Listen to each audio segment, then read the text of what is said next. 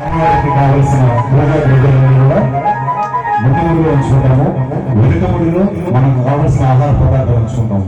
ముందు ముడిని పుణ్యమని, వెనక ముడిని పాపము అని వ్యవహరిస్తూ ఉంటాం. ఈ పాపం అనేది మనం పంప దగ్గరికి వెళ్ళేసరికల్లా పరిహారం అయిపోవాలి. అంటే పంప దగ్గరికి వెళ్ళి దాంట్లో ఉన్న ఆహార పదార్థాలన్నీ బయటికి తీసి వండుకొని తిని కేవలం పుణ్యం మాత్రమే నెత్తిన పెట్టుకుని పలికి వెళ్ళాలి. మనం అక్కడ వెళ్ళి ఆ కొబ్బరికాయని 2 ముక్కలుగా చేసి దాంట్లో నెయ్యిని స్వామికి అభిషేకించి ఆ 2 చెప్పులను కూడా అక్కడ హోమగుండంలో సమర్పించి మళ్ళీ మనం వెనక్కి తిరిగి వస్తాం.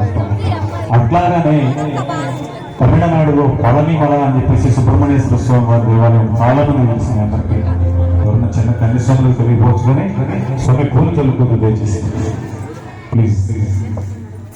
ఎందుకంటే కార్యక్రమం ఇంత బ్రహ్మాండంగా భక్తి రసంతో సాగుతూ ఉన్నది. దానికి రసారాస్ చేసి పూలు చల్లుకొని ఎవరు కూడా భజన పూర్తి వరకు పూలు చల్లుకోవద్దు. నేను చెప్తాను పూలు చల్లుకోవాల్సిన సమయంలో.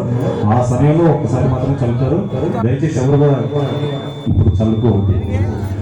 ఆ పళనిమల వెళ్ళే స్వాములు కూడా కావడి తీసుకుని వెళ్తారు. ఆ కావడిలో ముందు కావడిలోనేమో పూజా ద్రవ్యాలు, వెనకనేమో ఆహార పదార్థాలు తీసుకుని ప్రయాణం చేస్తారు. ఆ కావడి యొక్క గొప్పదనాన్ని వివరిస్తూ చక్కని గీతం మనందరం కూడా కలిసి చప్పట్లు కొడుతూ పాడుతున్నాం.